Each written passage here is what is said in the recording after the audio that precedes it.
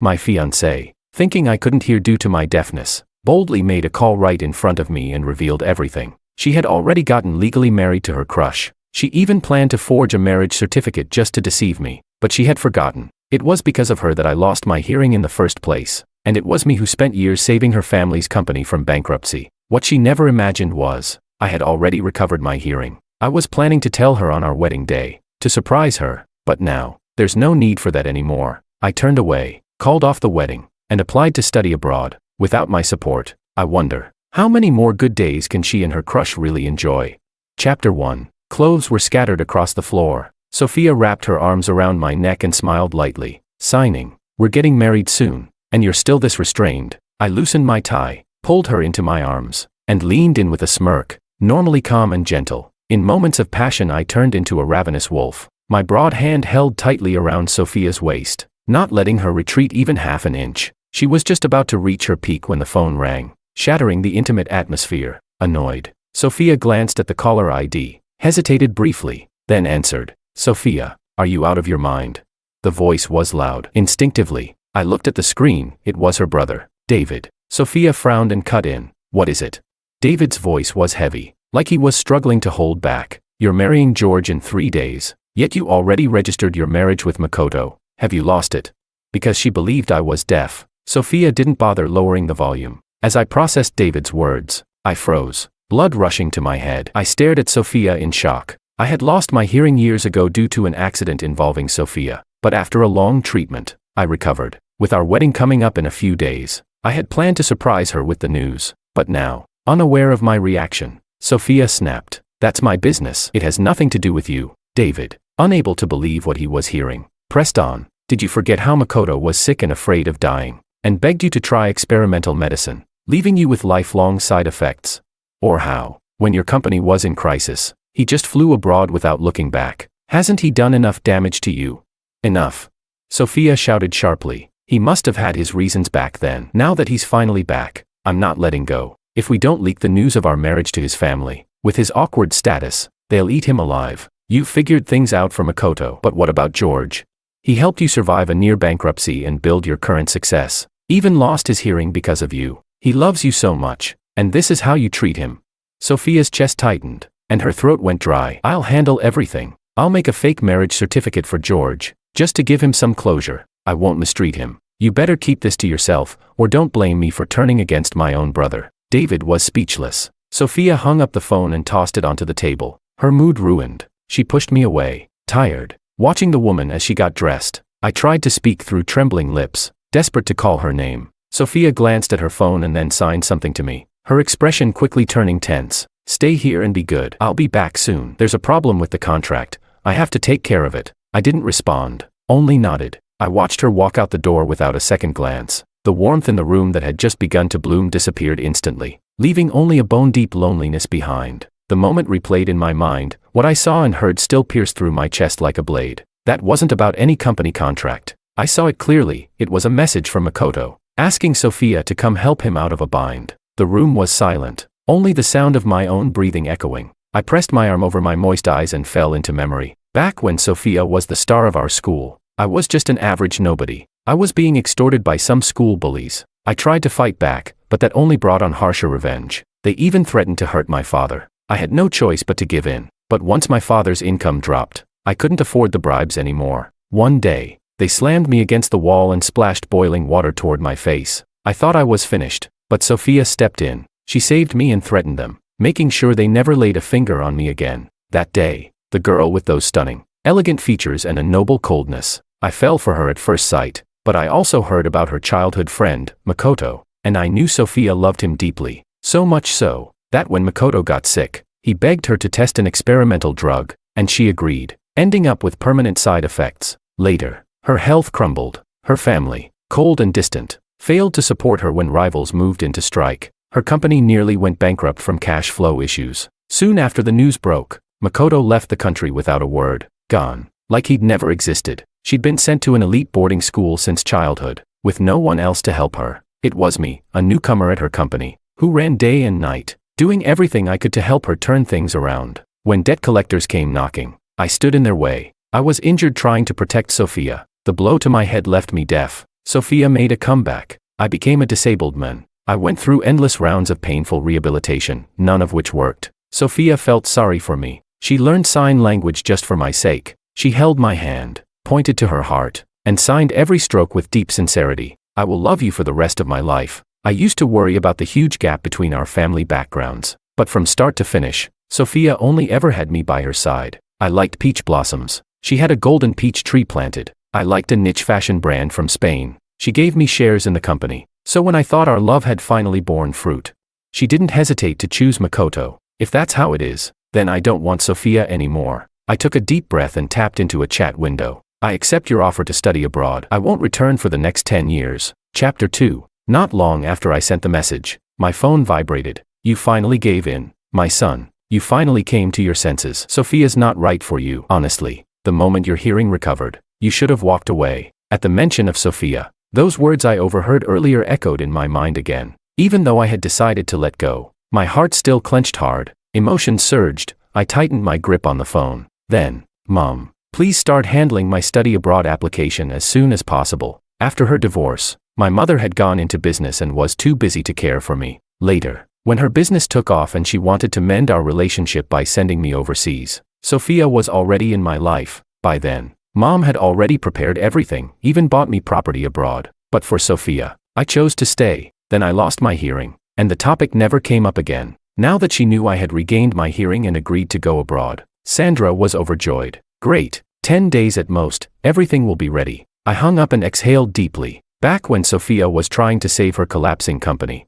she signed contracts for massive cash infusions that bound her to domestic-only deals for a set number of years. During this time, she couldn't even travel abroad. That gave me peace of mind. Once I left, everything between Sophia and me would be erased. She'd never be able to find me again. With my decision firm, I started packing. Since I was leaving, I had to clear every trace of myself from this place. As I was about to get started, my phone vibrated. It was a social media update, with 2 photos. In the first one, Sophia was blushing, leaning against another man's chest. Makoto stared at the camera with a smug look, their fingers tightly interlocked, each hand holding a red booklet. Marriage certificates. Sophia was wearing a mermaid-style dress. I recognized it. I had personally steamed that dress for her just yesterday. It wasn't a stolen candid. It was deliberately posed. Public. Sophia was really giving Makoto all the dignity he wanted. The same Sophia who had always hated taking pictures with me. So much so that even when she did, she refused to look into the camera. Now, she was smiling in front of the lens for him. I knew her well. If she were trying to keep both sides appeased, she would never let Makoto post something like that. But he posted it anyway. The second photo was a bowl of noodles. In the background, Sophia stood at the stove, wearing an apron. That's when I laughed. Back when Makoto was sick, Sophia risked her life testing medicine for him. She nearly died. She survived, but the side effect left her with sudden bouts of weakness, unable to even stand. I begged a retired medical expert to save her. 7 times. Only after kneeling in the snow for 2 hours did he finally agree to treat her. Eventually, the company began to recover, and Sophia's health followed. But my own body broke down from the strain. I was left with permanent damage. Even so, I always protected her. I never let her cook. I couldn't bear the thought of her fainting in the kitchen. But now, the woman I had cradled in my palms was cooking for someone else. I blew out my birthday candle alone, packed up all the things I regularly used. Then, I gathered every shared memory with Sophia, and threw it all away. The matching rings, our custom-made couple outfits, the stuffed animals we picked together, the photo albums from our trips, even the drawings I made, hand in hand with Sophia, with both our initials signed at the bottom. I took them out of their frames, and discarded them all together. It was very late by the time Sophia finally came home. Watching me quietly painting alone in the room, a trace of guilt flickered across Sophia's face. She signed to me, "Sorry, George. Things at the company have been hectic." I nodded silently, showing no emotion, and continued with my painting. I could have spoken. I could have told Sophia that my hearing had returned, but I didn't see the point. After I lost my hearing, I gradually found peace in painting. It softened my personality, made me calmer. So Sophia didn't think much of my indifference. She sat down and leaned into my chest, her eyes full of affection. "Didn't I tell you to take care of your eyes? Why are you still up painting so late?" Just like before. Before I could respond, my phone screen lit up. Exactly midnight. A calendar reminder popped up. "Happy birthday." Sophia saw it, and instantly froze. Her expression stiffened. Her eyes were dry, her voice a little unnatural as she asked, "Today's your birthday?" Chapter 3. I didn't show much of a reaction. I just signed back, I know you're busy. Hearing that, the tension on Sophia's face eased. She kissed me gently between the brows. We're getting married soon. I've been swamped preparing for it, so there's been a lot of socializing. Once it's over, I'll make it up to you properly. It's been so long since we went to a class reunion together. Come with me tomorrow. Okay. I kept a calm expression and nodded in agreement. If Sophia had taken even a moment to look around the room carefully, she would have noticed how much had changed, but she noticed nothing. She called it a class reunion. But really, most of the people there were her childhood friends. You're here, Sophia. The voice was warm and familiar. I stood beside her, watching a man in trendy clothes walk up to us. After greeting Sophia, Makoto's eyes locked onto me. He sized me up for a second, then smiled and gestured with his hand. Nice to meet you. In private, Makoto had taunted me relentlessly, but now, he was pretending we had never met. My gaze stayed icy. Makoto turned back to Sophia. The guys are all upstairs. You can't go, it's just us men. I'll take care of him. Sophia nodded and gave me a playful look. Makoto's suggestion was perfectly reasonable. Even if I didn't want to go with him, there wasn't much room to refuse. He slung an arm around my shoulder and led me up the stairs. Then, in a voice only the two of us could hear, he said, I had someone look into your doctor. Turns out he already issued a recovery report. I know your hearing's back. You've been hiding it on purpose. Huh? Still pretending to be deaf. Just so Sophia keeps feeling guilty, and that way, you can keep clinging to her without her sending you away. TCH. Dream on. His voice grew darker, tinged with malice. My heart clenched. What do you want? No sooner had I spoken than I saw Makoto suddenly tumble down the stairs, right before my eyes. Out of instinct, I reached out a hand to stop him. The crash was deafening. Everyone turned to look. Sophia had just been discussing business. She turned and saw Makoto rolling down the steps. His head slammed into the railing. His wrist was gashed, blood gushing out, and behind him, I was standing still. From afar, my outstretched hand looked suspicious, like I had pushed him. Makoto. Sophia's pupils shrank. She lifted her dress and ran over, half kneeling to cradle him. Seeing his bloodied head, Sophia's hands trembled. Makoto pointed at me. I just wanted to ask George about his recovery, after learning his hearing was back. But the moment he heard I knew his secret, he flipped and pushed me. Right before he shoved me, he muttered something about how you wouldn't want him if you found out. Said I was threatening his place in your heart. Sophia's face froze. Then she turned to look at me. Her voice was cold and distant. Is that true? I looked into her eyes that once never held superiority over me, now pressing down with suspicion and judgment. All for Makoto. This trap, her doubt, it was suffocating. Agony tore through my chest. I shook my head. It wasn't me. Sophia's hand paused slightly as she held Makoto. Her expression turned darker, colder. So, your hearing really is back. Chapter 4. Makoto was taken to the hospital. Since I was a suspect, I went along as well. Before long, Makoto was wheeled out. I'm fine. Don't worry. I understand George has been mentally affected from being deaf for so long. I don't blame you this time. Makoto struggled to sit up and reach for my hand. The wound on his wrist, just freshly bandaged, looked like it might tear open again. I forced a faint smile, but before I could say anything, Sophia pushed him back down firmly, allowing no room for discussion. The doctor just said you need to rest. Stop moving around. Makoto chuckled. Come on, I'm a grown man. Don't treat me like I'm fragile. Sophia didn't respond, but turned to look at me instead. When did you recover?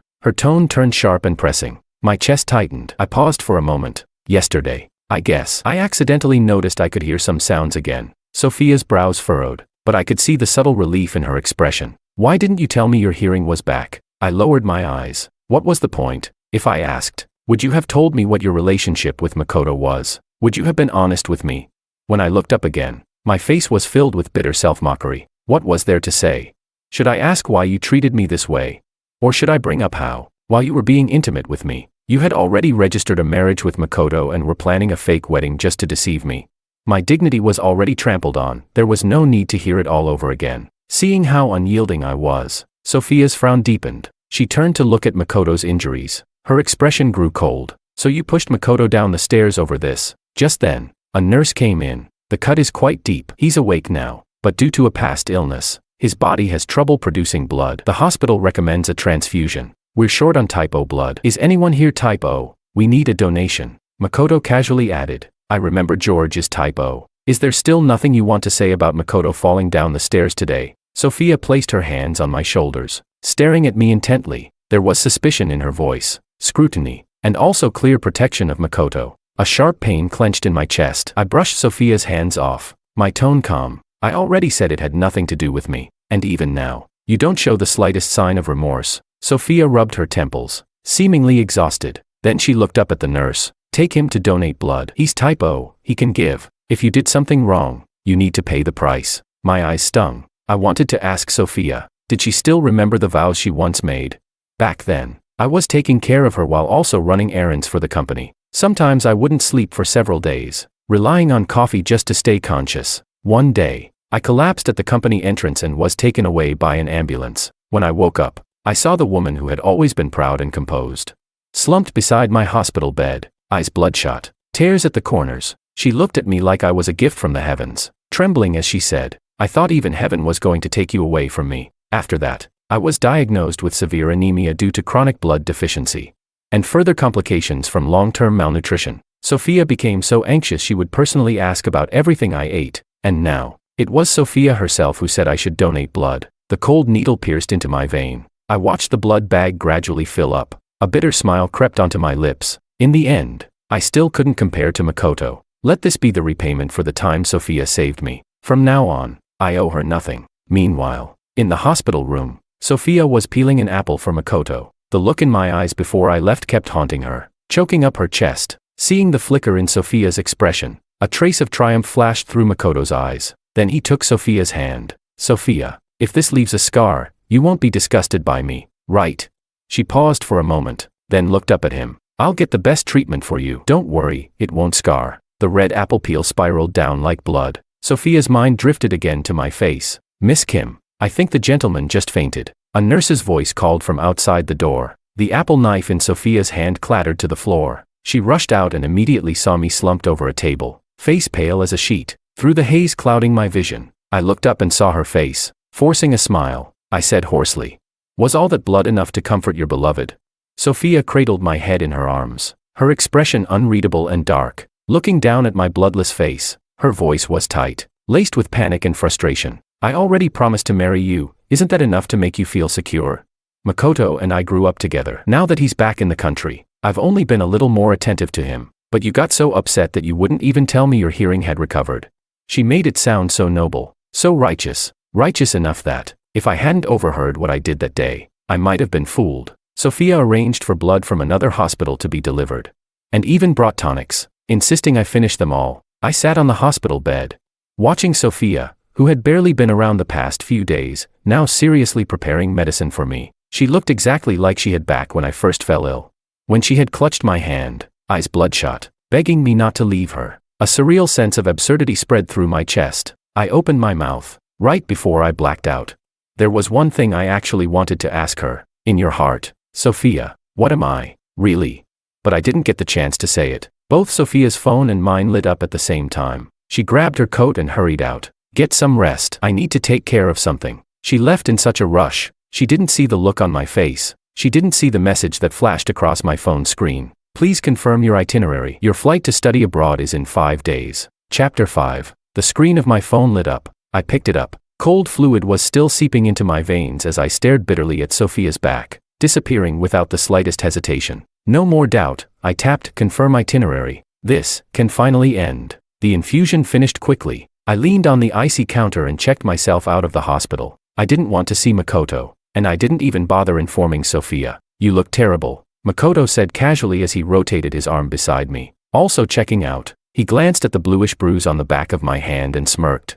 Next time, try not to be so impulsive and push me. After all, when I get hurt, Sophia only feels more sorry for me. Well, I'm happy for you then. I looked at him like he was a clown in a circus, completely emotionless. The slight sting in my words made Makoto's face darken a little. Sophia walked out of the doctor's office just then. Her gaze fell on my pale face, and her brow furrowed slightly. I'll take you home. No need, I replied coldly and directly, not caring at all about the shadow darkening her face. I need to get back and prepare for my solo exhibition. So, I have no time to play games with Makoto. Over the years, I'd built up quite a portfolio of work. Some had already been submitted to competitions. Now that I was about to head overseas, having a few notable awards would help me gain a foothold. But then Makoto laughed softly. You mean the upcoming Emerging Designer Showcase? Sophia signed me up too. She even submitted all my materials for me. My throat tightened. It felt like someone had clenched my heart in their fist. After I lost my hearing, I had gone back to studying design,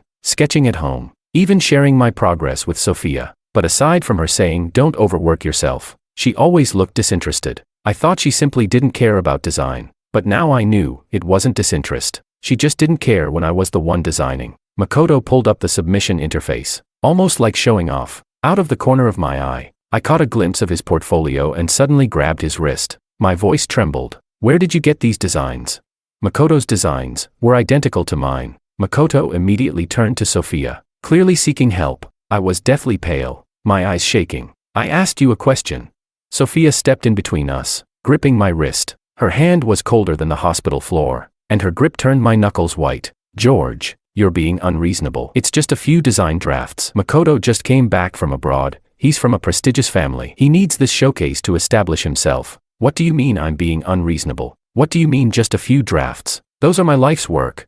I could hear the tremor in my own voice. Of course, my designs were all stored on a USB drive at home. If Makoto had access, it could only have been with Sophia's permission. I had spent countless nights hunched on the couch, drafting those pieces. Sophia would wrap her arms around me each time and say, "Don't stay up too late." And now, all that affection vanished the moment Makoto appeared, standing just behind Sophia. Makoto peeked around her shoulder with a nonchalant look. "Well, your hearing's back now. Sophia can just assign you a position in the company or something. Besides, those designs don't really matter to you. I'm just putting them to good use." I stared at Makoto's innocent face, my entire body trembling with rage. My already weak face turned even paler. Just then, my phone buzzed. A notification popped up. I looked down. "Plagiarism. Submission rejected." The words exploded in my pupils. My voice quivered as I looked towards Sophia. She frowned and reached out to grab my wrist, but I stepped back. "Must you make this so ugly?"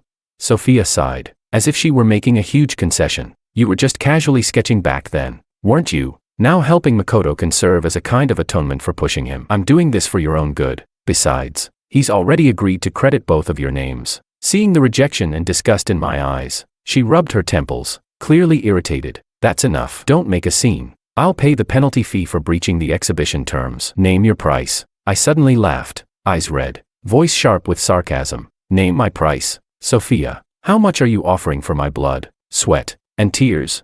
Sophia had had enough. She pulled Makoto behind her, shielding him. Pressing her fingers to her brow, she said coldly, "You're too emotional right now. You can't think clearly. We'll talk again when you've calmed down." And with that, she turned and walked away, as if the woman who once stood by my hospital bed, terrified of losing me, was someone else entirely. I stood frozen in place, not moving an inch. Chapter 6. After that, I became much quieter, and Sophia noticed. "I know you've been looking for a painting by that Spanish artist. One is up at auction right now. I'll take you there tonight. Think of it as a gift from me." Sophia looked at me gently, half coaxing, half pleading. I'd seen Sophia's gentle side before. She was always like this when trying to be tender, but my chest still burned as if boiling water had been poured straight onto it. I knew, this was Sophia lowering herself for Makoto's sake. Yet she had always carried herself with pride in public. Even back when she was on the brink of bankruptcy, she had never once bowed her head like this, for me. I rubbed the corners of my eyes and answered softly. "All right, if Sophia wanted to offer compensation, I would accept it. She could keep the person, but I'd make sure to take the money." Just as I was coming downstairs, I saw Makoto hooking his arm around Sophia's. "Sophia, it's been ages since I've been to an auction. Let's go together." I gave Makoto a cold glance. "And what would you go there for?" His eyes immediately turned red. "Sophia, George must still be upset about what happened last time. He's holding a grudge against me, isn't he?" Sophia patted Makoto soothingly. "George isn't petty like that." I didn't even want to see Makoto's face. "If you two want to go, be my guest." "I'm not going." Sophia hurriedly spoke up when she saw me turn to leave. I asked around. "There's only one of that painting. If you miss it, it's gone." I paused, then turned back and got in the car. My portfolio was already gone. I'd heard that the professor who had once mentored me really liked that artist. If I could get the painting, maybe I could win back some ground. Sophia reached over to adjust my clothes, but I subtly pulled away. "That's not necessary," I said calmly. "I'm not used to it." Makoto's lips pressed into a thin line. His fingers curled slightly, unnoticed. He was about to say something when the auctioneer's voice boomed across the hall. "This piece is a classic work by Spanish painter Diva. Starting bid, 20 million. Sophia glanced at me, then confidently raised her paddle, securing the painting in one decisive move. "I know you're still upset about everything before. I didn't handle it properly." I remained unmoved. Sophia looked helpless and leaned in, her voice barely above a whisper. Meant only for me. We're about to get married. Stop acting childish. At that, I looked up, barely suppressing a bitter laugh. Married? Was she talking about the fake marriage certificate they bought with money? Afraid her darling might overhear the truth. A waiter entered the private room with practiced courtesy, holding out a clipboard. Sir, please sign your name. At these kinds of auctions, gifts often went unnamed in public, so it was customary to sign discreetly. Whomever the name belonged to, that's who the item was for. Sophia picked up the pen, just about to write my name, but Makoto suddenly raised his hand. Wait, Sophia, why don't you give the painting to me instead? He looked straight at her. My face remained cold. This painting is mine. Why would I give it to you? I just got back to the country. I need something to help me re-establish myself in the scene. This piece would make a great introduction. Makoto's tone was soft, eyes shining with calculated warmth, though Makoto was speaking to me. His eyes were clearly fixed on Sophia. She hesitated. Makoto looked down, his expression gloomy. Do you remember, Sophia? Back when you tested that medicine for me, you told me, as long as I made it back alive. No matter what I asked for. As long as you could give it to me, you would say yes. Then he looked up at me. And George, even if you keep this painting, it's just for your personal collection. Even if you work in design, Sophia could easily arrange a job for you. No one would discriminate against you just because you were once deaf. Compared to you, I need this painting more. He turned back to Sophia, his voice soft, pleading. You know my situation. You're the only one who can help me now. He kept throwing around deaf like it was a slur. I was so furious I actually laughed. You. But before I could finish, Sophia, who had been silent all this time, suddenly spoke. George, let him have the painting. I'll buy you something else. I stood there in a daze for a few seconds, unable to process what I'd just heard. What did you just say? I asked in disbelief. Sophia remained silent for a few moments. Her eyes showed a hint of guilt, but far more determination. Makoto's in a difficult position now. If you're just going to keep the painting for your own collection, it truly would be more useful in Makoto's hands. George, you need to think about the bigger picture. The bigger picture? You're saying I'm not thinking about the big picture. Weren't you the one who promised to bring me here today? And you know how long I've been searching for this artist's painting. Makoto stood just out of Sophia's line of sight. A smug and provocative smile spreading across his face. Sophia tried to soothe me. Don't worry, I'll make it up to you. I shook off her hand. I was trembling from head to toe. Sophia, do you think I'm pathetic? Like a dog, one you toy with over and over again, seeing me on the verge of breaking down. Sophia instinctively reached out to support me. Just then, the auction assistant walked in. Miss, the name has been signed. You can collect the painting now. Sophia paused mid-step. I'll go collect the painting. Wait here. If you see anything else you like, just bid on it. I'll come back and pay for it. And just like that, the private room emptied out. I wandered out of the auction house in a daze. Outside, it was pouring rain. I couldn't tell if the water on my face was rain or tears. Chapter 7. I stepped out of the shower, exhausted. Just as I looked up, I heard the sound of the electronic lock turning, and saw Makoto's face peeking out from behind Sophia. George, it's raining so hard outside. Sophia said I could stay here tonight. I didn't even blink. Whatever. I didn't care. I was leaving soon anyway. Makoto could sleep wherever he wanted. Sophia tossed the car keys onto the cabinet at the entrance. Why did you leave without waiting for me? The sharp clank of metal against wood made me glance over. What was there to wait for? I met those familiar yet foreign eyes directly, my voice icy. You didn't keep your promise to me either, did you? Sophia frowned. I already said I'd buy you another painting. Can you stop holding onto everything so tightly? Without hesitation, I shook off her hand. He fell down the stairs by himself, but you said I pushed him. You gave him my designs, and told me I was being ungrateful. You promised me that painting, then gave it to him and said I was the one making a scene. I laughed. Am I the one being unreasonable? Or is it just that your heart has always been on his side? Sophia was momentarily speechless. Makoto looked at her with a heartbroken gaze, then turned to me, his voice accusing. George, that's too much. Have you forgotten who took care of you when you were deaf? With your background, if it weren't for Sophia, you wouldn't even get past the door of an auction house. She's done so much for you. How could you say something like that to her? As he spoke, he either stumbled or pretended to. His hand went back to steady himself, and in that moment, he knocked over the photo frame, the one of me and my father. It crashed to the ground with a loud shatter. Then Makoto stepped on it. Oops. He looked at me. I didn't mean to, but his eyes were full of smug provocation, not apology. I crouched down, staring at the muddy footprint stamped right across my father's face. I hadn't wanted to pack such a precious photo away in a dark suitcase so early, but I never thought My family history wasn't a secret. Makoto knew exactly what this photo meant to me. He did it on purpose. Rage surged through my chest like fire. I trembled all over, and then punched him hard. Bang. The sharp sound exploded in the silence of the living room. Sophia rushed to steady Makoto, who was holding his head, swaying slightly. "George, what are you doing?" she shouted. Makoto's expression instantly turned dark and cold. He yanked me by the collar and shoved me hard. I stumbled backward, slamming into the liquor cabinet.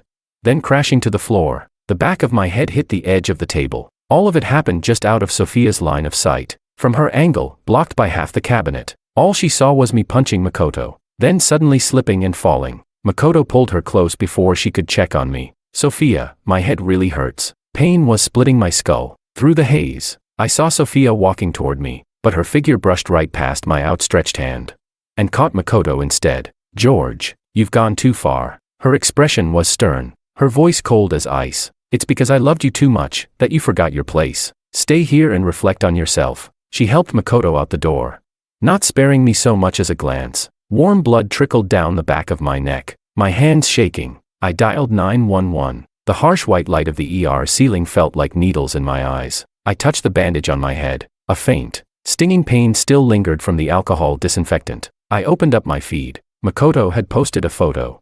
Captioned, "Sophia was so worried about me. She stayed up all night." In the photo, Sophia was tending to Makoto's wound, eyes lowered in gentle care. It overlapped, almost perfectly, with the memory of her peeling oranges for me in the hospital back then. I laughed, and in that moment, I let go. What isn't mine, no matter how tightly I cling to it, I'll never be able to keep it. I stayed in the hospital for 3 more days. During those 3 days, Makoto posted constantly, and not a single message came from Sophia. I calmly liked every post he made. 3 days later, I was discharged. It was also the final day, my departure day. I printed out every taunting photo message Makoto had ever sent me. Then I ordered 2 fake marriage certificates online. I placed them all neatly in the most visible spot in Sophia's study. Others might not understand, but I knew Sophia would. Just as I stepped into the airport, a message from Sophia popped up on my screen. "Apologize to Makoto. I'll consider giving you a way out." A way out?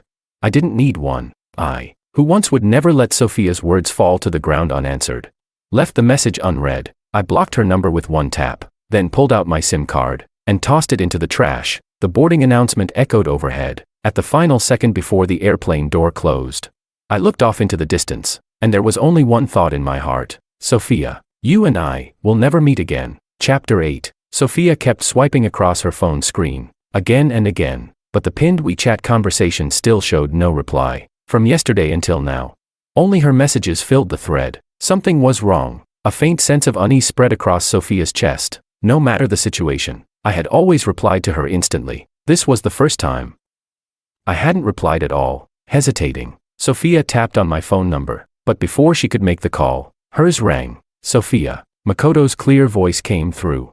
"Can you come keep me company tonight?" Sophia tensed up slightly. "Right now. If you're busy." "It's okay." Makoto coughed violently mid-sentence. "I'm still not fully recovered from that fall. I'm just not feeling too well. I'm coming now. Be good and stay warm." Without another moment of hesitation, Sophia started the car and drove off. As soon as she opened the door, Makoto pulled her straight into an embrace. When she looked up, she saw him shirtless, revealing toned abs and a sculpted waist. Makoto scooped her up effortlessly. "Sophia, I've been waiting for you so long. You're finally here." Her face flushed slightly, her fingers instinctively tightening around him. "Well, I'm here now, aren't I?" Makoto lowered his head to hide the smirk tugging at his lips. He'd gotten some drugs from the underground club scene. Nothing serious, just enough to set the mood, though Sophia often visited him.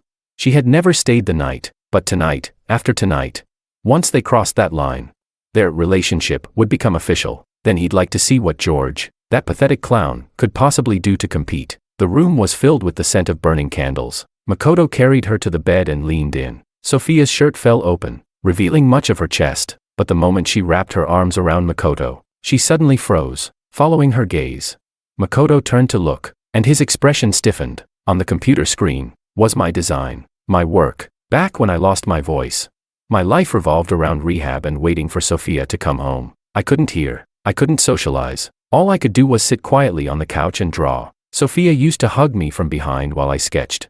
Her body pressed close, watching silently, and I never signed my name. I had a habit of marking each piece with a flower instead, a symbol that stood in for my signature. Sophia had seen that flower enough times to memorize it, and now, that exact flower faced both of them from the screen. In that moment, Sophia seemed to see my face again, the one that always looked at her with calm, quiet warmth. Her blood that had been stirred just moments ago suddenly cooled. Her chest tightened like it had been stabbed with needles. There's nothing to see. It's just a computer, Makoto said sharply, trying to snap her back. He placed a hand on her shoulder to pull her back, but Sophia suddenly sat up. She buttoned her shirt back up swiftly. Seeing her rise, Makoto quickly grabbed her wrist. Sophia, it's so late. Where are you going now?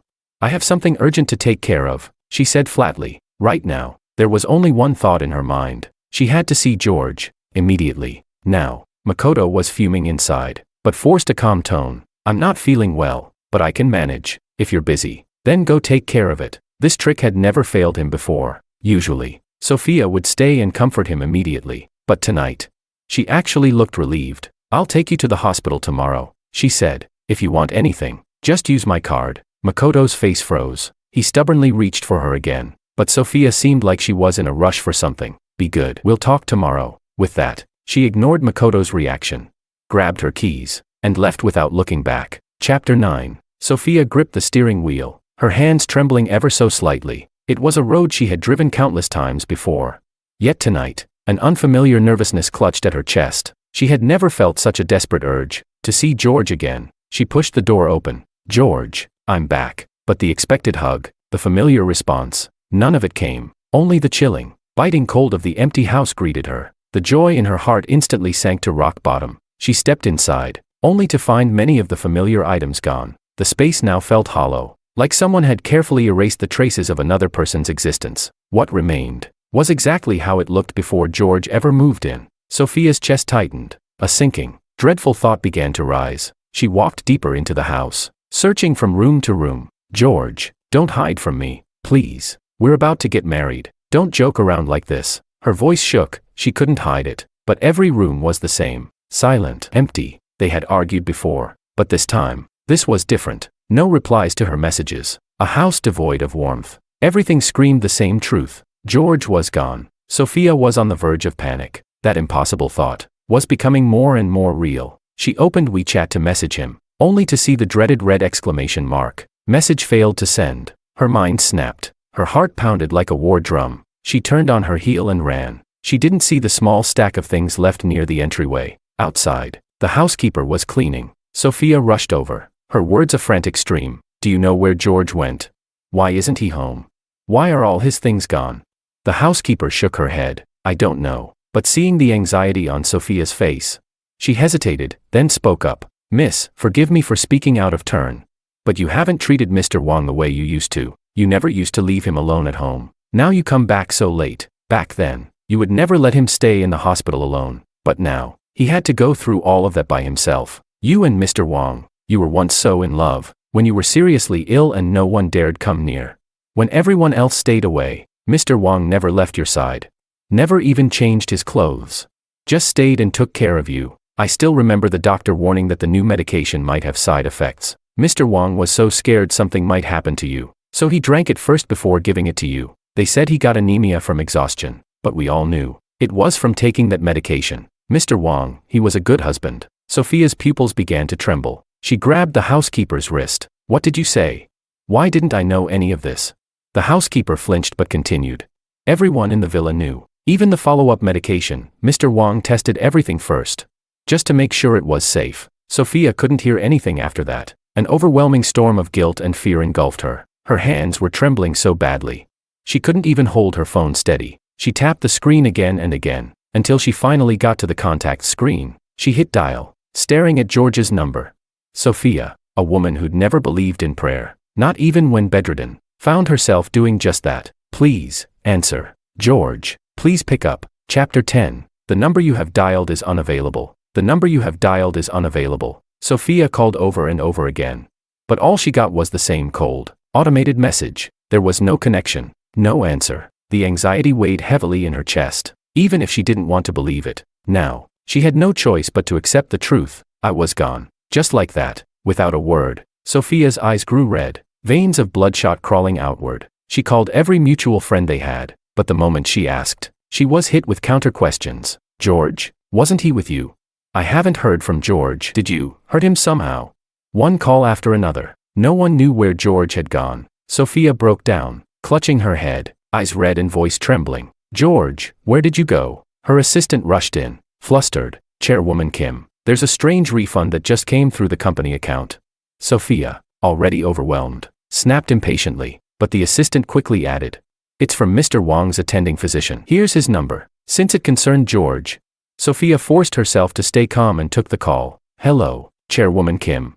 Yes, it's like this. Mr. Wang's hearing had already fully recovered last month. He even told me not to say anything. He wanted to surprise you when you registered your marriage.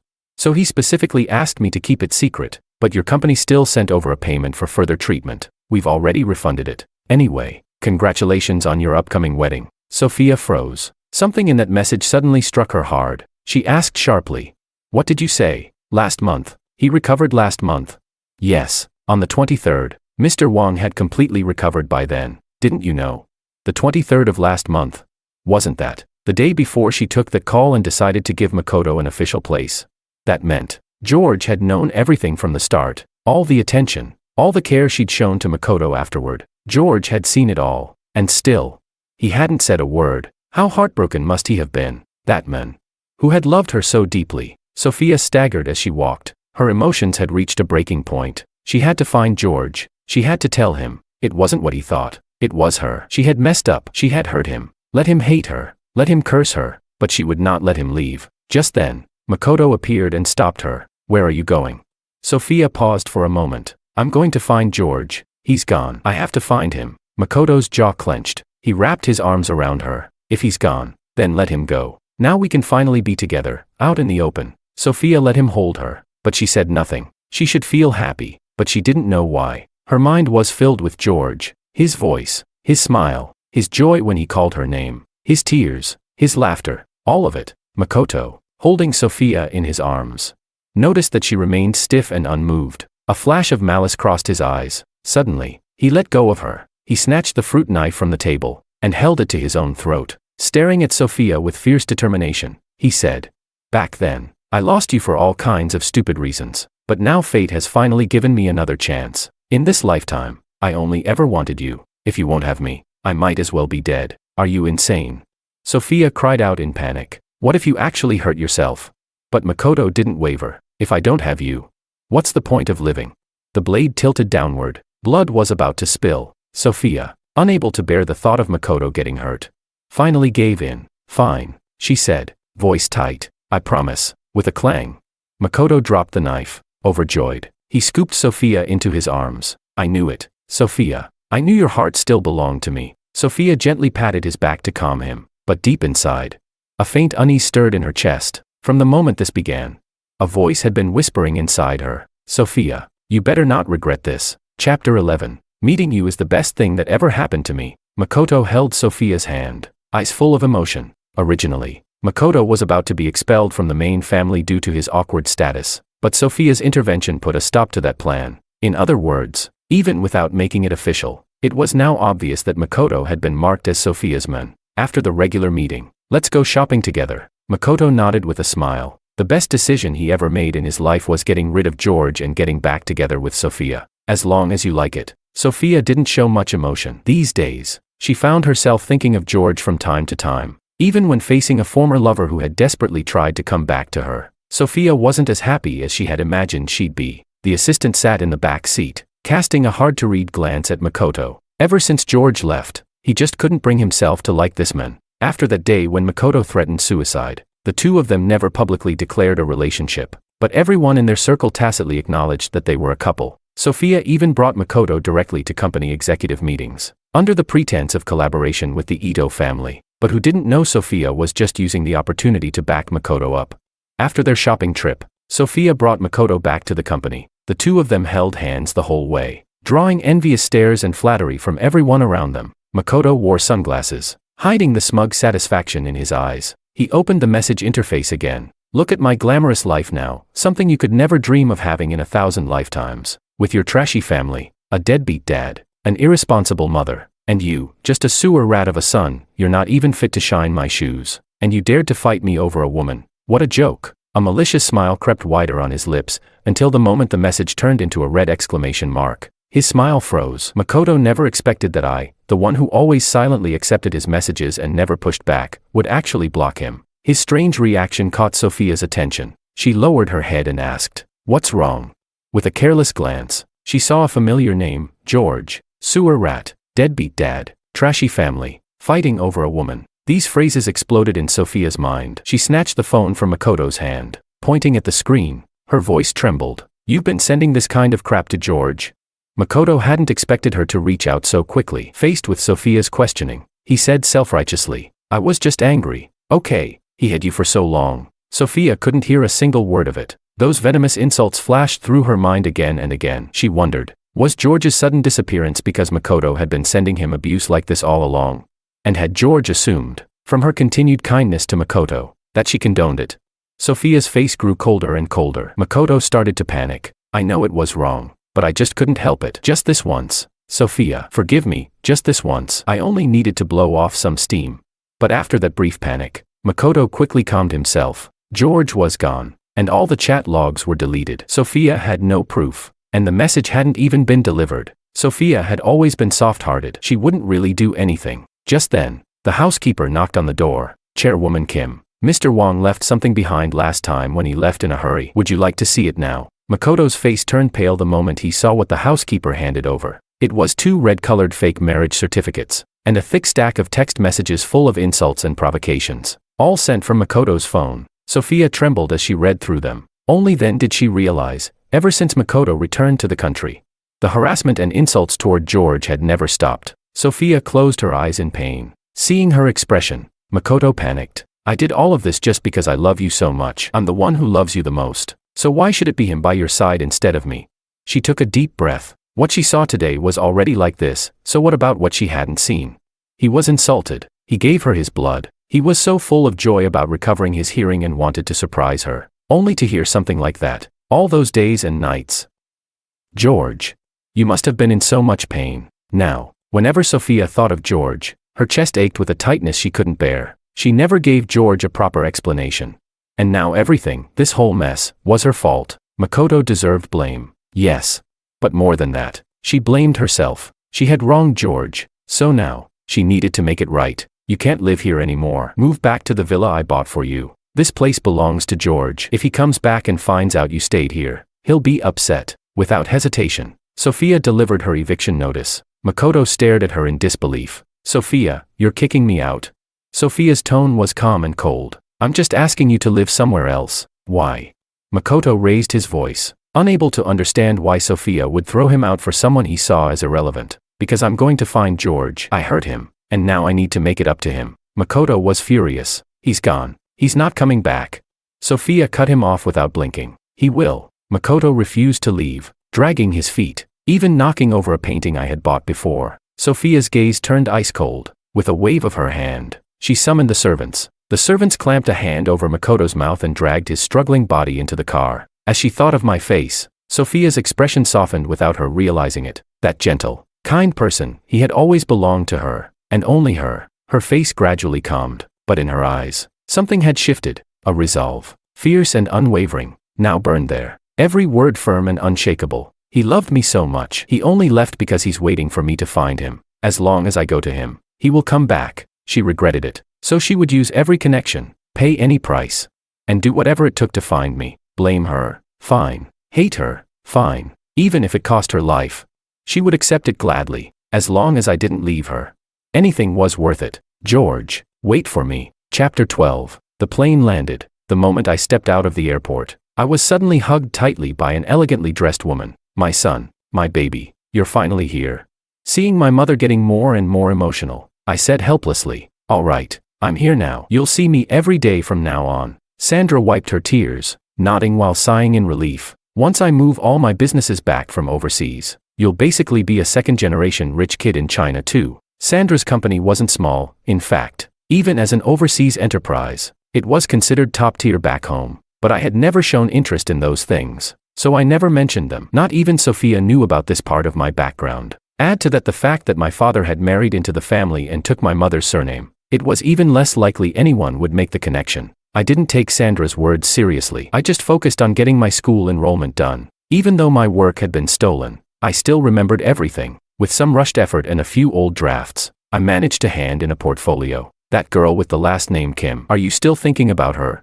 Sandra served me a bite of food, asking cautiously, you mean Sophia? She has a boyfriend now. I replied indifferently, showing no emotion at all. I truly didn't care anymore. The moment I stepped onto the plane, the past was erased, every bit of it. Sophia, when I say I'm done, I mean it. Sandra breathed a sigh of relief when she heard that. Then she said, I'm still not at ease about your hearing. I've scheduled an appointment with a doctor. Go get it checked tomorrow. I kept eating while shaking my head. I'm not going. I'm already fine. Back then, just to recover my hearing so I wouldn't become a burden to Sophia. I endured electrotherapy 3 times a day. It hurt so bad I'd tremble through the nights. Now that I've recovered, no matter what kind of treatment it is, I'm not going back. But this time, Sandra didn't give in to me like she usually did. Her tone was firm. No, I'm going with you tomorrow, and you will go. I had spent more of my childhood with my father. So I knew Sandra felt guilty for neglecting me due to her work. I didn't want to go, but in the end, I agreed. The next day, right after I got my number at the hospital, my mom disappeared, left with the test films in hand. I sat down to wait for the doctor. Hearing footsteps, I instinctively looked up. Doctor, go. I got stuck halfway through my sentence, because I had never seen a doctor this young and beautiful. She had a graceful yet distant air, slim figure, elegance exuding from every move. If not for the white lab coat, you'd mistake her for a top-tier celebrity. Hello, I'm your attending physician, Willow. How long has it been since your hearing recovered? Willow spoke without much expression as she took my case file and sat down naturally. Around a month, I guess. I came back to my senses, realizing how rude I had looked. A bit embarrassed. Naturally, I didn't notice how. When Willow saw the line, hearing loss due to head trauma, a flash of cold fury passed through her eyes. You've recovered well. Willow gestured for me to come closer. I'll take a look at your eardrums and ear canals now. I tilted my head. Willow stood up, one hand supporting my head, the other holding a flashlight. The sudden physical contact startled me. She seemed to notice what I was thinking and chuckled softly.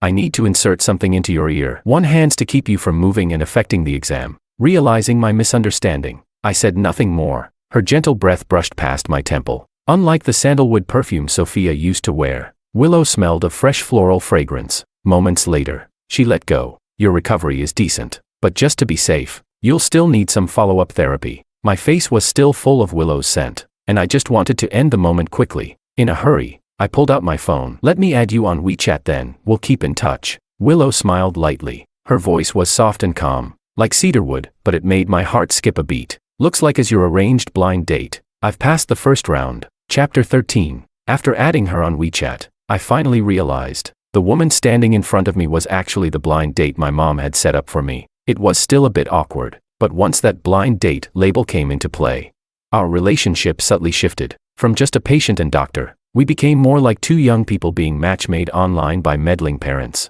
Somehow, that closeness became more natural. When we learned that our parents were old friends, we ended up going out for a meal together. You're already a lead physician at such a young age? I asked. I used to study psychology, but later switched to ENT. Willow answered calmly, but that still genuinely surprised me. Curious, I followed up. Why switch out of the blue like that? But Willow just smiled. That's a question I'll answer another time. I wasn't the kind to pry. All right then. As she looked at me, there was something Willow didn't say aloud. Just like how I didn't know the answer to that question, she didn't understand her own thoughts either. That afternoon, I had to go to school. Willow's villa was nearby, so she brought me over. Having lived here for a long time, she naturally became my tour guide. It felt like I had gone back to when I had just met Sophia. No exhaustion, just energy and warmth. And I found that Willow, for someone so proud and reserved, was surprisingly willing to go along with my nonsense. Not in a sarcastic or jokey way, but in a sincere, straight-faced kind of way that made every reply feel like a promise. I couldn't help but start teasing her. Do you think I can catch the fish in this lake? They look so fat. I want to eat one. Sure, if you want one, I'll catch it for you now. That museum over there's closed off. Can we really go in? I just started school. Will I get in trouble? No, if you want to go in, then go. No one would dare stop you. Does spicy food affect my ears? Even if it does, I still want to eat it. It doesn't. And even if it did, I'd treat you. This kind of back and forth went on all day. At some point, I realized I hadn't felt this relaxed in a long time. When I was with Sophia, I was constantly aware of the class divide, always tense, but with Willow, I unknowingly let go and just was myself. Before I knew it, it was already dark. All right, we've been running around all day. Time to go back and do your rehab exercises. I didn't want to go, but Willow, usually so gentle, was surprisingly firm about this. Don't worry, it won't hurt. She reassured me again and again before I finally gave in. Willow's rehab therapy was just listening to soft, high-quality music. No pain, no stress, watching her walk out and close the door behind her. I thought, if things continued like this with Willow, it wouldn't be so bad. But the moment she stepped outside, all that gentle warmth disappeared from her face. She answered a phone call, and her soft eyes turned cold and vicious in an instant. I told you, stop anyone from Sophia's side from digging for information. Use any means necessary. Even hitting her company is fine. Seal off all intel related to George. Not a single word is allowed to leak. Then, pressing her temples with her fingers, a cruel smile slowly crept onto Willow's face. And as for that man she loved so deeply, the one we tracked down before, let a little piece of that info accidentally slip. I can't wait to see the look on Sophia's face when she finds out what kind of person the man she loved to her bones truly is. Chapter 14. Ever since the last incident, after Makoto was forced to move out, Sophia hadn't stepped foot in his new place again. Even when she did see him, it was purely out of obligation to care for him, as she had once promised. Aside from hospital or company visits, she had nothing to do with him anymore. The rest of her days were spent going in and out of the company, verifying every scrap of information. Her mind filled entirely with one thing: finding me. Sir, I told Chairwoman Kim you were having another relapse. But she only said you could use her credit card to pay for treatment. She didn't say she'd come see you. The servant's voice grew quieter and quieter. Makoto, furious, flipped the table over. This was already the third time he'd tried to get Sophia to come visit him, and been rejected. Makoto stared at the photo in his hand. George, you'd better pray you never show up and get in my way again. If you do, you're gonna regret it. In the time that followed, thanks to deliberate efforts from both our families, Willow began visiting more frequently for business matters. As the host, it was only natural for me to meet and entertain her. We reviewed documents together at the company, watched sunrises together, ate Japanese food together, attended the opera together. If I was happy, Willow was happy. If I was upset, Willow was upset too. So, on one sunny and peaceful afternoon, I kissed Willow lightly on the corner of her lips, the same Willow who, at just 18, could shake up the entire business world. At this moment, looked lost like a child. She seemed uneasy. You don't regret it? I didn't answer. Instead, I smiled and deepened the kiss. The next day, we went home together. Sandra was overjoyed. Her smile couldn't have been wider. I heard your company back home ran into some trouble. You'll be heading back at the end of the month?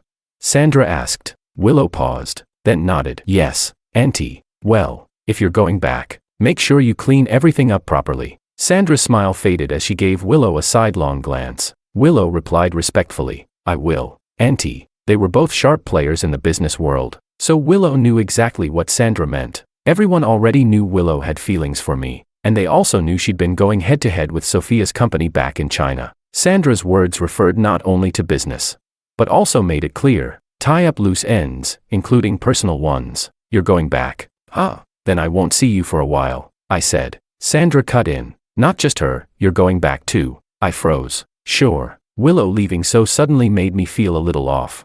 But not to the point where I'd ditch my education just to follow her back. I set up a company with his parents. You two are the heirs, you'll need to return to handle it. I can't leave right now, so you'll have to go. When it came to business, it was serious. I didn't protest any further. All right, I'll go. But what about my studies? I haven't finished school yet. Hearing my tone soften, Willow lifted her cup, hiding the playful curl of her lips behind it. Leave it to me. It wasn't until the next day that I understood what she meant by leave it to me. Somehow, Willow had gotten her hands on a painting by Diva, the very same artist whose work had once been snatched away by Makoto. She gave it to my professor. And in an instant, the man lit up with joy and gave me an easy pass. Before I could even react, Willow told me she had actually gotten 2 paintings, and she had saved one for me. Wait, wasn't there only one original?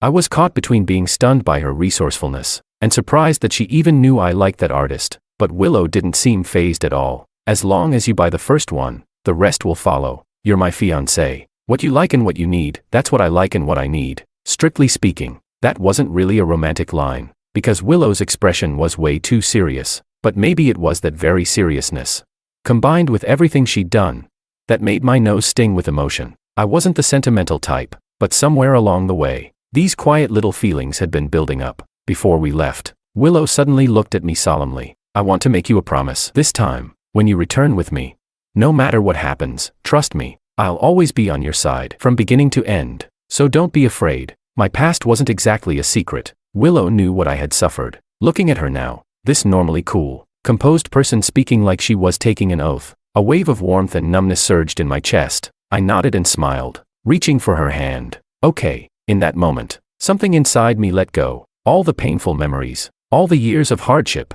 all the anxiety and sorrow from having my heart crushed beneath someone's heel, all of it healed. Because of Willow's presence, we returned to China together. When Willow's old team heard that their boss was quitting medicine and returning to take over the company, and bringing back a boyfriend with her, they all tried to wait for us at the airport. But Willow, claiming she didn't want to scare me, dragged them all away. Not far behind, barely 30 meters away, Sophia stood holding her phone, face cold and furious. I'll say it one more time. Do whatever it takes to track George down.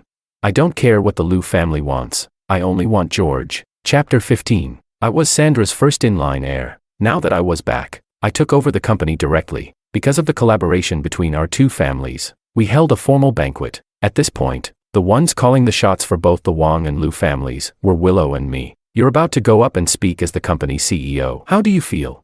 Not bad. What I was worried about wasn't the speech, but the fact that, in a business circle this small, once you throw a big event under the company's name, you're bound to run into people you'd rather never see again. To avoid trouble, I had Willow send out the invitations listing only our representative names, not mine. The stifling atmosphere of the banquet irritated me. I'm going for a walk. Come find me later. Willow replied. Okay, be careful. I had just walked over to the lakeside and hadn't even sat down yet, when I heard a familiar voice. Well, I thought you looked familiar. It's George. I turned toward the sound. Sure enough, it was Makoto, dressed in a bright blue suit. Ever since Sophia made him move out of the villa, he had no choice but to give in. He begged for ages before convincing Sophia to let him move back in. But even then, she spent all her time searching for me.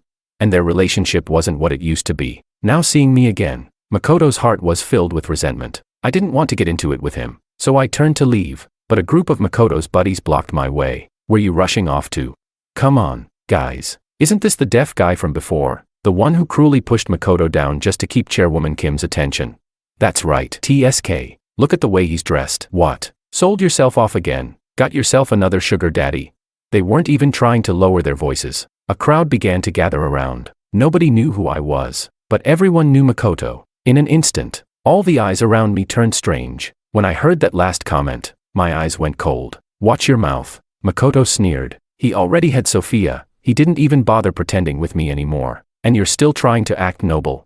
You're just some nobody from a dead-end family. The only reason you even had a job back then was because Sophia handed it to you out of pity. If it weren't for that hearing loss, forget dignity, you wouldn't have even survived. By now, my expression was ice cold. I'm calling security. People like you aren't welcome here. Makoto looked at me with pure disgust. And you think you can act all high and mighty just because someone's keeping you?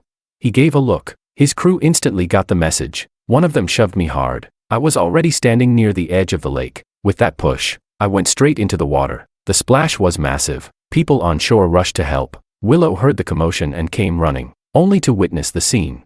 Her eyes blazing with fury. I was pulled out of the water, but because I had been soaked for too long, I sat to the side looking pale, completely drenched. What happened here? A sharp gaze swept across everyone present. Makoto knew Willow. The Liu family had always been among the elite in their circle, top tier. Their status was no lower than Sophia's, if anything, it was even higher. So the moment Willow appeared, Makoto raised his wine glass and said, "No one knows how this guy got in. He used to be a deaf simp who shamelessly begged to be kept as a sugar baby. Now he's been kicked out for good. All he knows is how to fake being pitiful. President Liu, don't be fooled." Willow narrowed her eyes at Makoto, and that sharp glare made his heart tremble. He instinctively took a step back. Willow helped me to my feet, her expression icy and stern. "Then let me make things clear right here and now. This gentleman beside me, Mr. George, is the only son of President Wang, the first in-line heir to the Wang family overseas. Just like me, he holds the position of CEO, and he's also my fiancé." The crowd erupted in astonishment. First in-line heir to the Wang family, a CEO on the same level as Willow, fiancé. Any one of these titles alone would make headlines. Now, All 3 titles belonged to one man.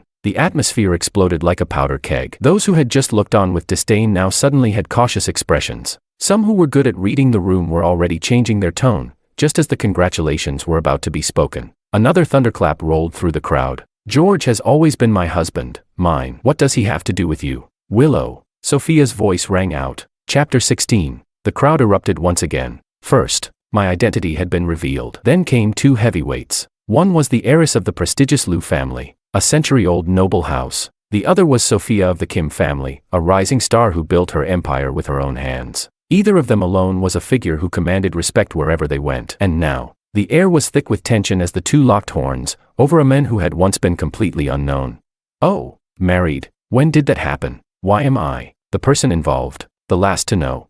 Chairwoman Kim must be so busy with her business empire that she can't even remember who her husband is. I had already recovered by now. Upon hearing Sophia's words, I replied coldly. Sophia stared at me, trying to read my face, but no matter how hard she looked, there was no trace of softness. She stepped forward, trying to approach me, but the security guards blocked her path. Willow's expression was icy cold, and Sophia had no choice but to stop in her tracks. Yes, Sophia reached out anxiously. We haven't registered the marriage yet. Just wait for me. Give me time. I'll fix everything. Before she could finish, Makoto suddenly stepped in front of her. Sophia, we have registered our marriage. You and I are the ones who are legally married.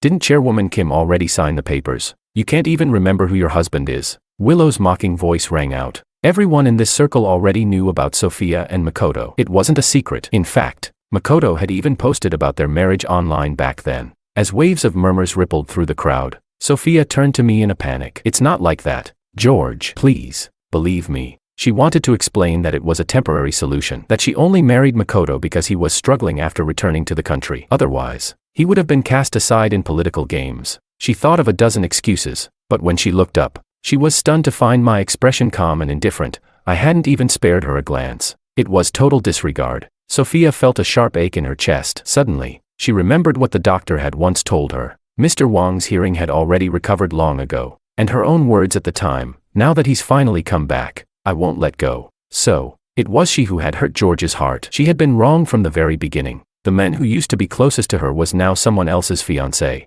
A crushing sense of loss swallowed her whole. Sophia stood there, dazed, staring at me in a trance. My fiancé falling into the water today wasn't an accident. The Liu family and the Wang family aren't people you can just mess with. Since you chose to provoke us, then be ready to pay the price. Willow turned her gaze away from Sophia. I've already called the police. I hope you're ready to face an attempted murder charge. People behind began to grab hold of Makoto. There was surveillance footage of me falling into the water. The ones behind it, Makoto and the men who pushed me, weren't going to escape this. Makoto struggled like mad. He couldn't go to jail, not now. He had just gained shares in Sophia's company and finally lifted his head in his own household. If he went to prison, everything would be gone. Sophia, save me. Sophia, don't you remember our vows? You said we'd always be together. You promised to stay with me for life.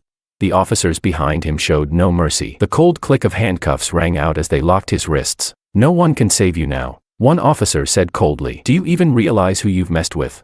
Sophia snapped back to reality just in time to see Makoto being pushed into the police car. Before her eyes stood George and Willow, standing intimately close. But George's gaze remained cold and distant, completely devoid of emotion. The sheer contrast and mental blow caused a surge of blood to rise in Sophia's chest. With a choked cry, she suddenly coughed up a mouthful of blood. Chapter 17. The crowd screamed and scattered. When Sophia was carried into the ambulance, her gaze was still fixed in my direction. It wasn't her first time in the hospital, but no matter when or where it was in the past, I had always been the one staying by her side, sleepless and tireless. This time, though, aside from the initial surprise when she coughed up blood, I didn't spare her a single glance. A bitter taste rose in Sophia's throat. She gave a wry smile. Karma never misses. This was what she deserved. After settling me into the hospital, Willow made a phone call. About Makoto, let them handle it. No need to press too hard. If he's meant to be released, let him out. There was hesitation on the other end, but he did take action. Willow lowered her eyes slightly and replied casually. Life in the station is too easy. He gets food and shelter. Let him out. And hand over the evidence to Sophia. I believe anyone would break if they found out they were being used like a toy. I was hospitalized under heavy pressure. When Sophia found out, she ignored all opposition and insisted on seeing me, but she was stopped outside by Willow's people. Move. Let me in. Sophia's eyes flashed with cold fire as she stared down the bodyguards in front of her. Just one door stood between her and George. She had to get through. Chairwoman Kim. As Sophia tried to force her way in, a friend of Makoto's rushed up and grabbed her arm. Chairwoman Kim. Makoto's never suffered like this in his whole life. That place is harsh, really miserable. You've got to get him out fast. That should be your priority right now. Sophia froze in her steps. Just let me see him for a moment. Chairwoman Kim. The longer you wait, the more he suffers. The first thing Makoto did when he came back to the country was look for you. You can't just leave him there like this. Sophia wavered. She and Makoto had grown up together, childhood sweethearts. She couldn't just stand by and do nothing. Standing just one wall away from George, Sophia silently made a vow. George, wait for me. I'll win your heart back, I swear. Then, she turned and walked away decisively. The commotion outside wasn't small. I heard it all clearly, but I didn't care. Sophia was in the past. I would only move forward, never look back. I drank the warm porridge Willow had cooled and fed me. Do you want to see her? Willow asked calmly, but I noticed her knuckles gradually turning white. Smiling, I reassured her. No, I only want to see you. By the time Sophia arrived at the police station, she had already pulled the necessary strings. The moment Makoto saw her, he ran up with reddened eyes and wrapped his arms around her, holding tightly onto Sophia's slim waist. Makoto choked out, Sophia, I thought I'd never see you again. Thank God you came. If it weren't for you, I wouldn't even know what to do. For some reason, ever since seeing George again, Sophia had started to feel repulsed by Makoto's touch. A voice inside her kept saying, George wouldn't like this. George wouldn't like me like this. But not wanting to upset Makoto further, Sophia didn't push him away. Her hand hovered, gently patting him without much feeling. Just then, her secretary glanced at Makoto. After hesitating a moment, she leaned in and whispered something into Sophia's ear. In that instant, Sophia went completely stiff. Makoto, still lost in his emotions, was suddenly gripped hard by Sophia. Sophia, that hurts. Before he could finish, Sophia's voice came down like a blade, cold and merciless. You were in an open relationship abroad. You pressured the woman into multiple abortions until she became infertile, and only came back here because you couldn't handle the consequences. Chapter 18. That sentence hit Makoto like a bucket of ice water dumped over his head. He instantly panicked, completely at a loss. Sophia, what are you talking about? How could I possibly be that kind of person? None of that is true. You have to believe me. He was frantically denying everything, emotions running wild. Sophia didn't speak. She took the envelope handed over by her assistant, pulled out the contents, and flung them into Makoto's face. Makoto's hands trembled as he bent down to pick them up. In the photos was a seductive-looking woman wearing revealing clothes. Surrounded by several shirtless men, he was among them. Scattered across the floor were torn condom wrappers. Behind the photos were 2 ultrasound records, a diagnosis stating permanent infertility, and even 1 or 2 amniocentesis reports, all clearly naming Makoto Ito as the biological father. Anyone with half a brain could put the pieces together. Sophia had always known the tricks and games people played in their social circle, but she never imagined one day she'd be dragged into them herself. So, you rushed back to me after returning to the country because you were afraid your family's arranged engagement would be exposed, so you thought of me. Sophia's voice trembled. She stared at the man before her like he was a complete stranger. Makoto shook his head, his throat tightening, but with the evidence so irrefutable, he couldn't utter a single word. For you, I forged a fake marriage certificate to lie to George. For you, I shielded you every step of the way. I even let you into my company and gave you shares, and this is how you repay me.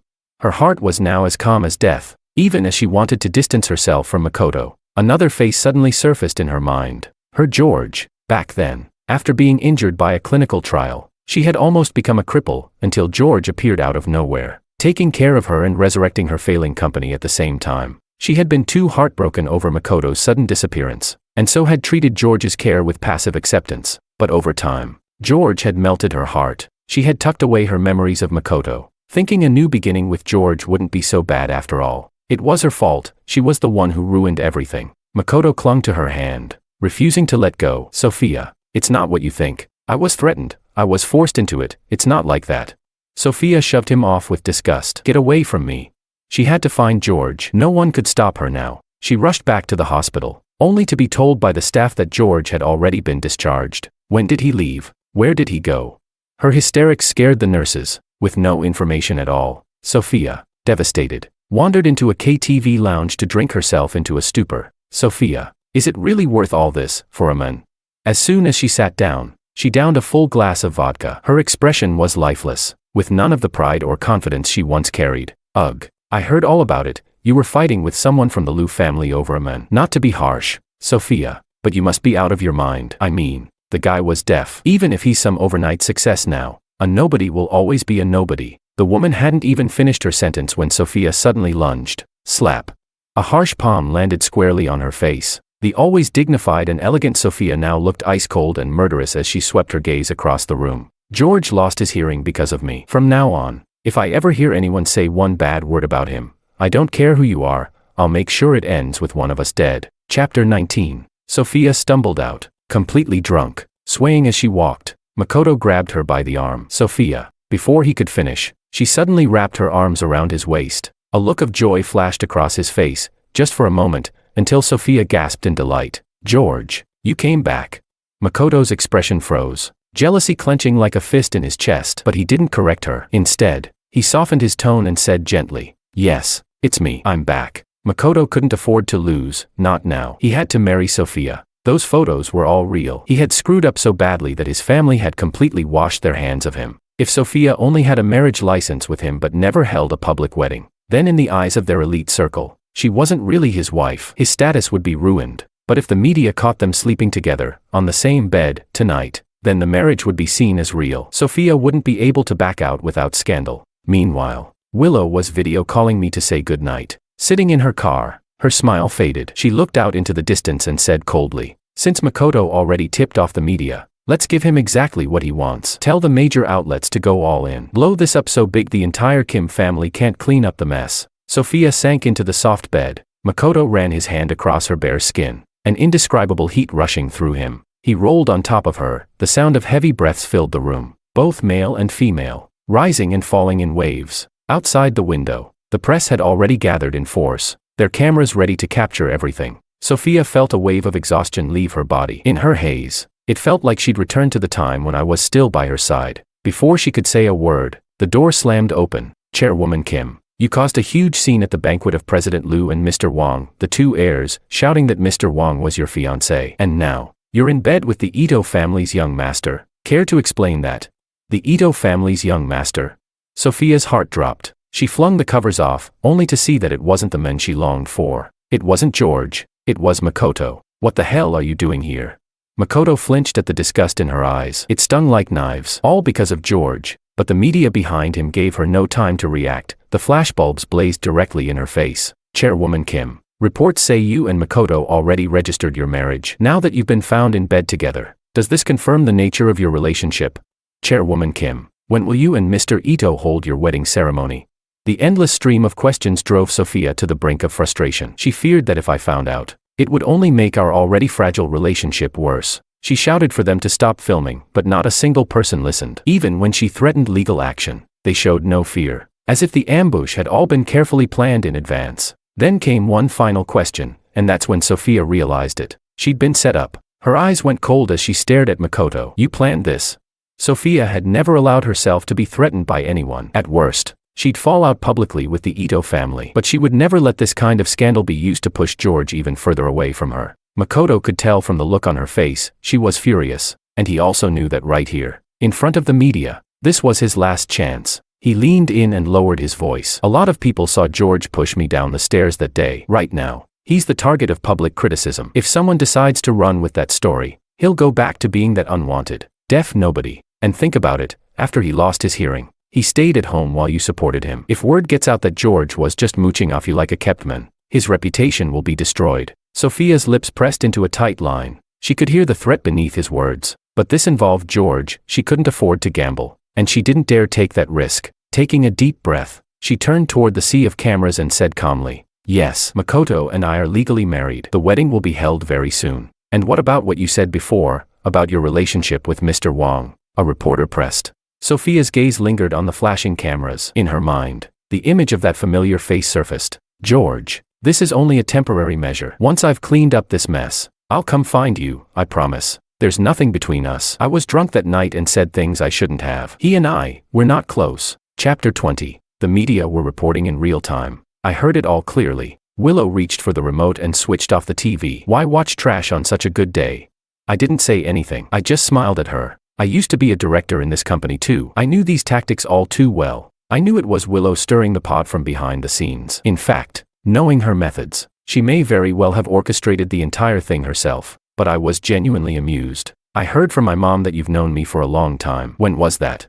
A long time ago. Willow leaned against my chest. She hadn't planned to answer, but I kept asking, and eventually, she gave in with a helpless sigh. Back then, my parents had divorced, and I was living with my father. He was weak-willed and constantly bullied, and I got dragged into it with him. At the same time, Willow had been abducted by a rival family and dumped into a local orphanage. Because of her proud and distant personality, she couldn't get along with anyone, and was often denied food. I was just a little kid, but when I saw Willow squatting alone outside, hungry, I began splitting my food with her every day, half for me, half for her. I kept doing that until someone came and took her away. You were that kid, she said. You've changed so much. I was overjoyed. Willow, though, remained perfectly calm. Our story sounded cliché, like something straight out of a drama. But when she later looked into me and found out I was a good man and considered making a move, she also discovered I was involved with Sophia. She felt indignant but powerless. Still, she knew Sophia was no good. So when she uncovered even the slightest clue that Sophia had a secret crush on Makoto, she began laying the groundwork, pushing for Makoto's return and engineering every step that led Sophia to make one foolish mistake after another, until I finally left her. This wasn't just strategy, it was obsession. Willow had made up her mind. In this lifetime, she would have me, no matter what. Well, if fate brought us together like this, I said, taking her hand with a smile, then let's get married soon. I knew she was uneasy, and as long as I stayed in the country, as long as I still had business here, I would inevitably run into Sophia again. I didn't know why Sophia had suddenly started clinging to me again, completely changing her previous attitude, but I didn't care. Better to cut cleanly now than drag it out. The sooner we married, the better. When Sophia received the wedding invitation from me and Willow, she was at the villa. The bright red invitation seared into her eyes like fire. She went mad, flinging it violently to the floor. George would never marry some shady woman like her. Who the hell does Willow think she is? After the media incident, the head of the Ito family had immediately come to see her. With Makoto's threats piling on before that, Sophia had no way out. She had no choice but to agree to start planning the wedding. Sophia, if you just marry me, I swear I'll treat you right. I'll be devoted to you and only you. George is already engaged to someone else. He has nothing to do with you anymore. Makoto shouted hoarsely, his eyes red with desperation. Sophia didn't even listen. She glanced at the address, picked up her coat, and headed for the door. Have you forgotten everything we've been through? You risked your life trying that dangerous drug for me. After all these years, you'd still choose George over me. She brushed past him, annoyed, grabbed her car keys, and left without a word. Makoto stood there, face twisted with fury. He picked up his phone, dialing a number with shaking hands. I'll pay you. Use the dirtiest, most vicious method you can find. Destroy him. Chapter 21. The moment Sophia arrived, she saw me in the hotel lobby, cupping Willow's face and kissing her. A surge of heat rushed to her head, rage and jealousy boiling together. That was something only she had the right to do with George. She stood in the doorway, her gaze like a blade. What do you think you're doing? What a husband and wife should be doing. Willow replied, her tone taunting as she glanced at Sophia with defiance. Sophia's face turned dark, her expression grim. I stepped in front of Willow, stopping Sophia. Are you insane? Sophia, you're about to marry Makoto. Why are you still clinging to me? At the sight of me, Sophia's voice turned hoarse, filled with guilt. George, it was my fault. I shouldn't have lied to you. I messed everything up. But if you'll come back with me, I'll break things off with Makoto immediately. I swear I'll never hurt you again. Please, can you forgive me? Let me make things right. As she reached out for my hand, I stepped back. Sophia, there's nothing between us anymore. She froze. You're not still thinking Makoto was innocent all along and that I was the one who made a mistake back then, are you? Her eyes turned sharp. What do you mean?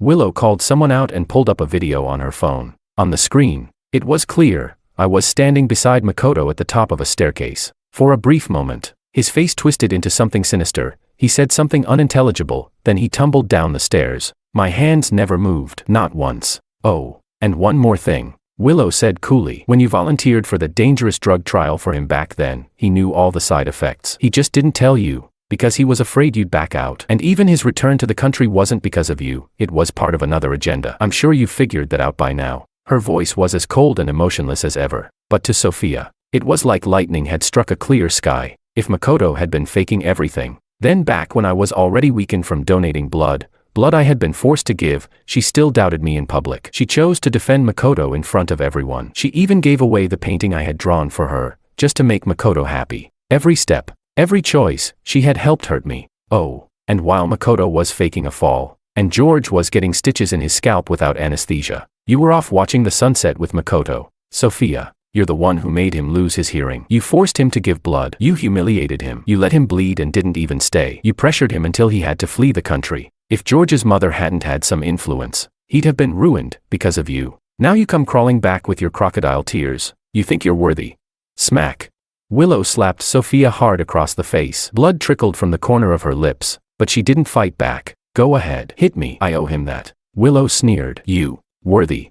Sophia didn't step foot into the wedding venue. She stood at a distance, but from where she stood, she could see everything, the vows, the kiss, the joy on our faces. For a moment, she drifted. She remembered George wearing a crisp white shirt, smiling gently as he asked when she'd be ready to marry him. He wanted to start preparing the dowry. She had been tipsy back then, picked up a soda can ring, and looped it over his finger. It had only been a few months ago, but it felt like a different lifetime. Chairwoman Kim, her assistant said hesitantly, you asked me to keep tabs on Makoto. Today I overheard something. Sophia's eyes grew cold. Speak. He's trying to find people to kidnap Mr. Wong. As the call ended, a dangerous thought slowly took shape in Sophia's mind. She had been born from a loveless political marriage, so she had always cherished genuine love with all her heart. In the beginning, all the kids in their circle avoided her. Only Makoto had been willing to play with her. She had mistaken that attachment for true affection. She had been blind, treasuring fool's gold while letting go of the one man who truly loved her. And now, Sophia regretted it, but it was too late. Her George didn't want her anymore. She looked at me from afar, smiling with Willow, radiating happiness. She smiled too, bittersweet. Then she picked up her phone and dialed. Makoto. Where are you? I'm coming to see you. Chapter 22. When Sophia called, Makoto was both thrilled and surprised. He was convinced she had finally come around. I'm at the villa. Sophia, I'll be waiting. Sophia arrived quickly and, upon entering, immediately dismissed all the staff. Makoto blinked in confusion. What's going on? Sophia replied calmly. Didn't you want to get married? What are all these unrelated people doing here? Makoto, overjoyed, hugged her tightly. Without a word, Sophia quietly slipped something into his drink and handed it to him. Makoto, blinded by happiness, didn't notice the strange look in her eyes. When he finally woke up groggy and confused, the room outside was ablaze. He tried to move, only to realize he was tied to the bed, completely immobilized. Sophia stood watching the flames lick the walls. She looked at Makoto's terrified eyes and softly said, Don't be afraid, I'll go with you. Makoto froze. Then it hit him, what she meant. He let out muffled screams and thrashed desperately, but the restraints held firm. Sophia stared down at the photo of me on her phone. She smiled, completely at peace. In her days, she saw the early days, George, the refined and sincere man who had just entered her life. He had followed her around, helped her with everything, and later, kissed her shyly. Afterward, that usually bold and cheerful man had blinked at her awkwardly and asked if he could be her boyfriend. She remembered what she had said then. She had said yes. She also remembered the vow she made as a child, when I grow up,